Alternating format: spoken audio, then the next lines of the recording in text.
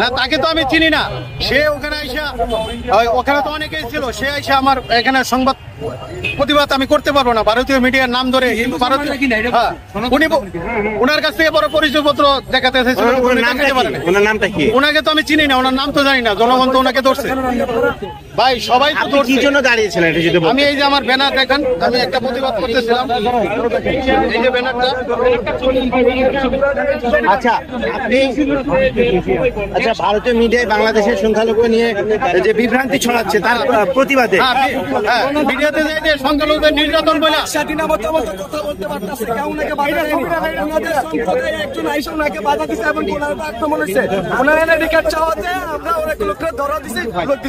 এখন আপনি একটু বলবেন যে আপনার বাক স্বাধীনতাতে সেই লোকটা কোনো পরিচয় দিয়ে কি আপনাকে কিছু বলেছে? না, উনি আমার কাছে কোনো পরিচয় দেয় নাই যে এটা ব্যানার ছিলেন, শাহবাগ চলেন। ওনার নাম কি, ওনাকে তো আমি চিনি না। আমি তো ওখানে ব্যানারটা নিয়ে আমি সাংবাদিক কথা বলতেছিলাম। আমার নাম হচ্ছে অঞ্জন বাবু, আমার হোম ডিস্ট্রিক্ট হচ্ছে মামি সিং। আমি এখানে একটা প্রতিবাদ করতেছিলাম বাংলাদেশের সংখ্যালঘু জনগোষ্ঠী নিয়ে ইন্ডিয়ান মিডিয়াতে যেভাবে সংবাদ প্রচার করা হচ্ছে, এটা আসলে মিথ্যা। এটার তীব্র আমি একটা প্রতিবাদ করতেছি। আচ্ছা, আমি একটু বলি, তার যে পরিচয় আমরা জানলাম, যিনি নামটা বলেছিলেন তিনি কিন্তু হিন্দু সম্প্রদায়ের লোক। তার কি এটা কাজ হয়েছে? আপনার এটা প্রতিবাদ না, দেখুন এটাই তো প্রবলেম। আমাদের এই যে কিছু চাটুকারিতে হিন্দু সম্প্রদায়ের নেতা আছে, তারাই আসলে এই সব জিনিসগুলো করে সমগ্র হিন্দু জনগোষ্ঠীকে একটা বিপদে ফেলায়, বিভ্রান্তি ছড়ায়। মানে আমরা এতদিন আজকে হয়ে গেছে, কই আমাদের তো কোনো ইউজ হয় নাই। আপনারাও দেখেন হয়েছে কিনা বস্তুনিষ্ঠ সংবাদ। এটা তো আমি আর মিথ্যা হলে মিথ্যার জন্য তো। ভারতীয় মিডিয়াতে বেশ অপপ্রচার চালানো হচ্ছে আমাদের দেশের হিন্দু ভাইদেরকে নিয়ে। এটা ভারতকে উদ্দেশ্য প্রণোদিত ভাবে করছে কিনা এটা আমি বলতেছি। তারা এটা মানে করে আমাদেরকে আরো হুমকির সম্মুখীন করতেছে। পুরাটাই বানোয়াট, মিথ্যা তো। এটা মিথ্যা। এরকম সংবাদ প্রচার করে বাংলাদেশের হিন্দু জনগোষ্ঠীকে তারা আরো অরক্ষিত করতে। ভারতের উদ্দেশ্যে কিছু বলতে চান কিনা? হ্যাঁ, আমি বলতে চাই আপনারা এরকম সংবাদ প্রচার করবেন না।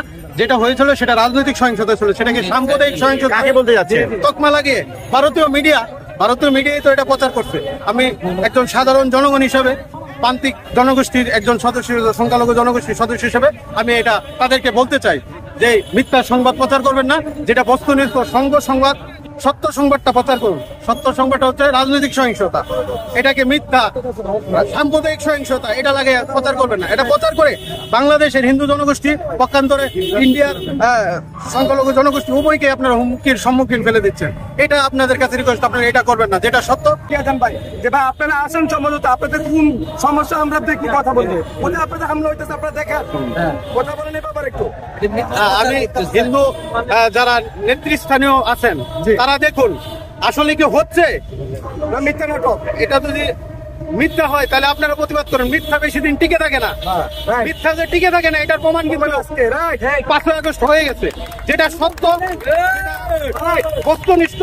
আমি হিন্দু সম্প্রদায়ের একজন ক্ষুদ্র সদস্য হয়ে বলতে চাই, আমাদের হিন্দু সম্প্রদায়ের যারা নেতৃস্থানীয় আছেন তারা সেই সত্যটাই মিডিয়ার কাছে প্রচার করুন। মিথ্যা, বর্বরতা, একটা হুজু উড়ে গেল ওইরকম সংবাদ প্রচার করবেন না, ওইরকম কথা আপনারা বলবেন না।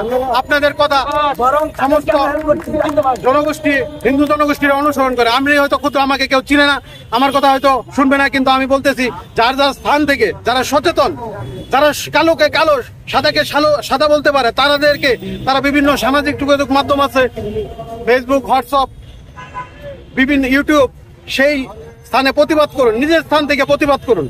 তাহলে এইটা আমরা এই যে বাংলাদেশের ভাবমূর্তি ভারত সহ সমগ্র বিশ্বে, নাইলে বাংলাদেশের এই অর্জন ছাত্র জনতা যে শত শত প্রাণ দিয়ে বিজয় অর্জন করলো, এটা একেবারে নস্বাত হয়ে যাবে, ধূলিসাৎ হয়ে যাবে।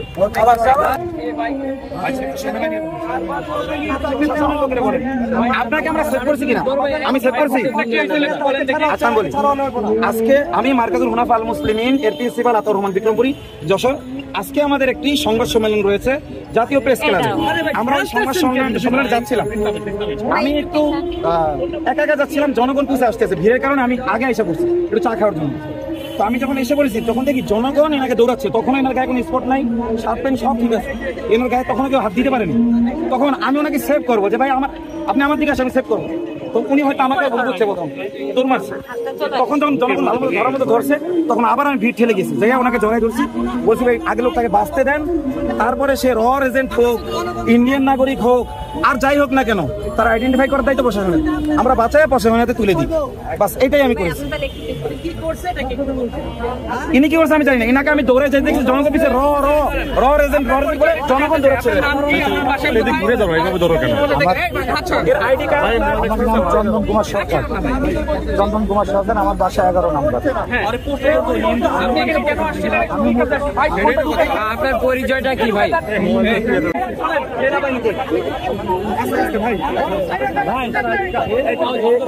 ভাই